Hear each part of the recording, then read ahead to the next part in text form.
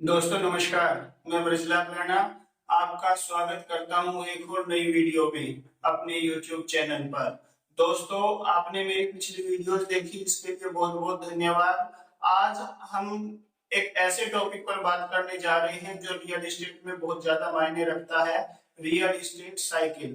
Real estate के अंदर real estate cycle क्या होती है, ये कैसे काम करती है, कैसे इसमें उतार आता है, कैसे इसमें चढ़ाव आता है, यानी कि पूरी रियल एस्टेट साइकिल क्या होता है, इस पर आज डिस्कशन करने वाले हैं।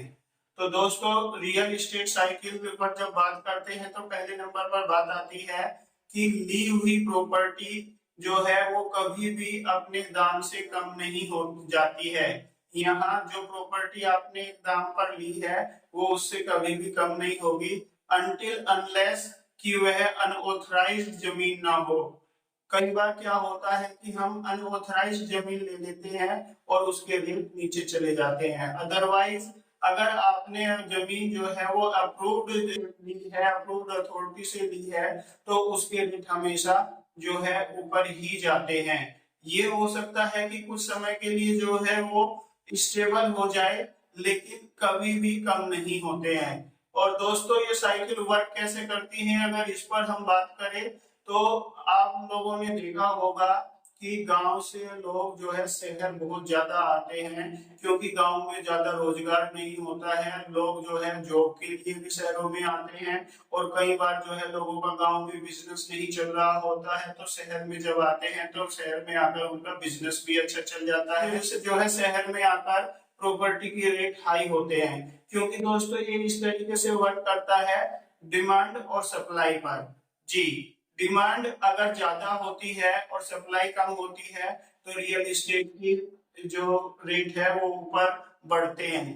दोस्तों ये कब होता है, ये तब होता है जब खरीदार ज्यादा हो और अप्रूव्ड जो प्रॉपर्टी है वो कम हो। कि पहले जो है जो गवर्नमेंट अथॉरिटी होती थी वो ही सिर्फ अप्रूव्ड प्रॉपर्टी बनाकर बेचती थी, लेकिन आज क्या है, आज बहुत सारे डेवलपर भी आ गए हैं जो अप्रूव्ड प्रॉपर्टी बेच रहे होते हैं।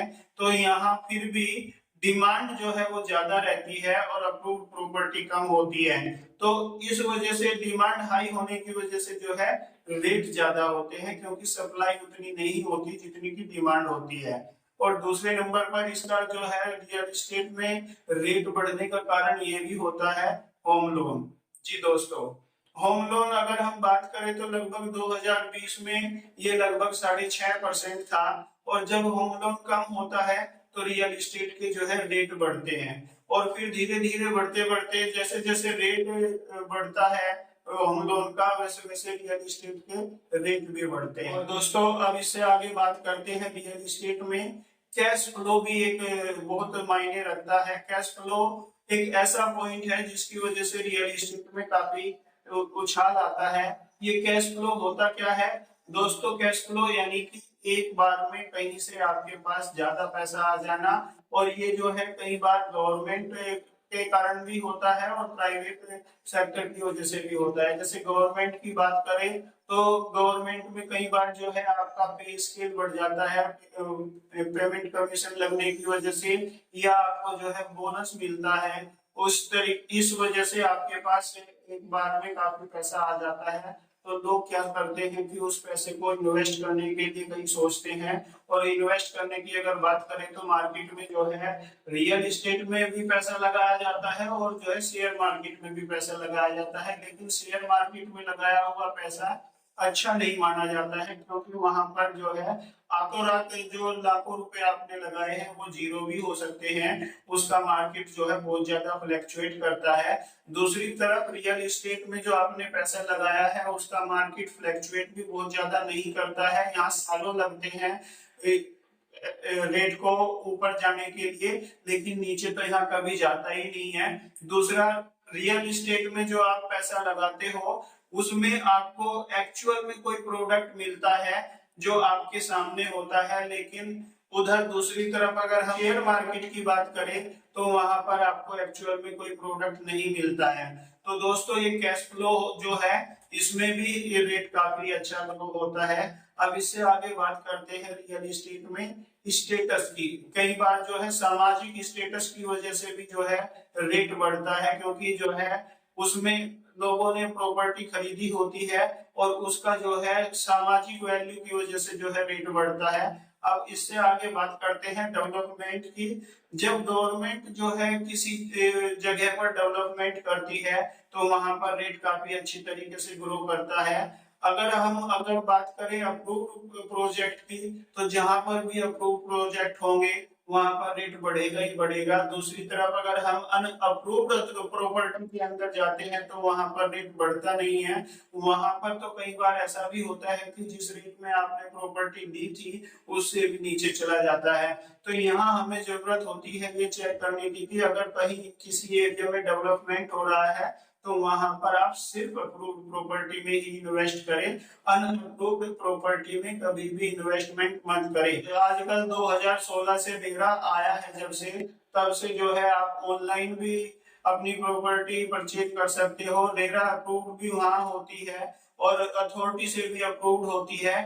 तो यहाँ पर जो है आपको लीगल चीजें मिलेगी, और जब लीगल चीजें आपको मिलती है तो रियल एस्टेट में प्रॉपर्टी का रेट बढ़ता है। कोई भी मार्केट हो, इसमें जो है किसी भी साइकिल को आने के लिए लगभग 7 से 10 साल का टाइम लगता है। 7 से 8 साल में एक साइकिल अपने आप में अपना कंप्लीट राउंड कर लेती है, और इसमें जो है ज्यादातर प्रॉपर्टी बूम पर जाती है।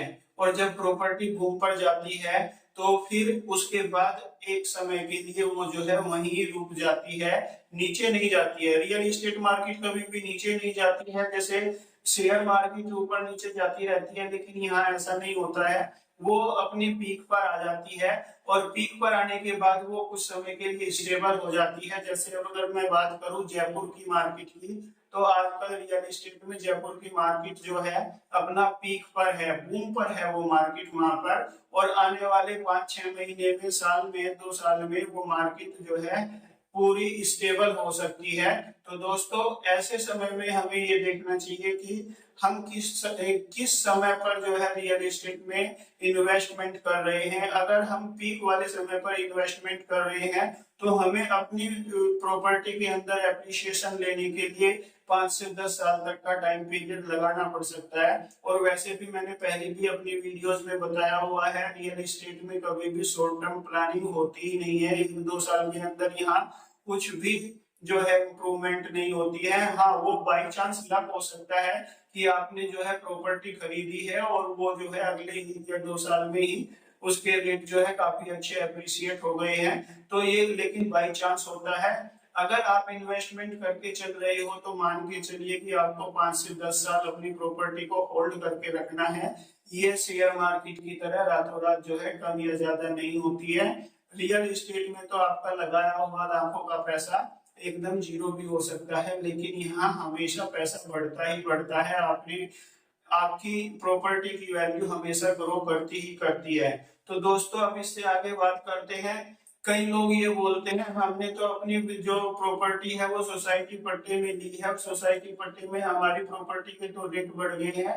ये भी बाई चांस लक से ही होता है। अदरवाइज आजकल जो है सोसाइटी पट्टे में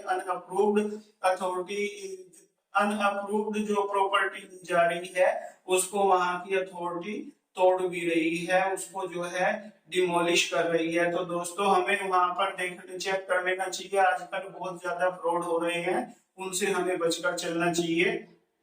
और दोस्तों इस मार्केट पर विश्व मार्केट का भी फर्क पड़ता है। विश्व में क्या चल रहा है, वहां पर कोई ऐसी घटना हो गई है जिसकी वजह से जो है पूरी मार्केट, जैसे शेयर मार्केट भी पूरे विश्व के मार्केट से इफेक्ट करती है। और जैसे कहीं अगर युद्ध चल रहा है तो उस युद्ध की वजह से भी जो है रियल एस्टेट मार्केट पर फर्क पड़ता है।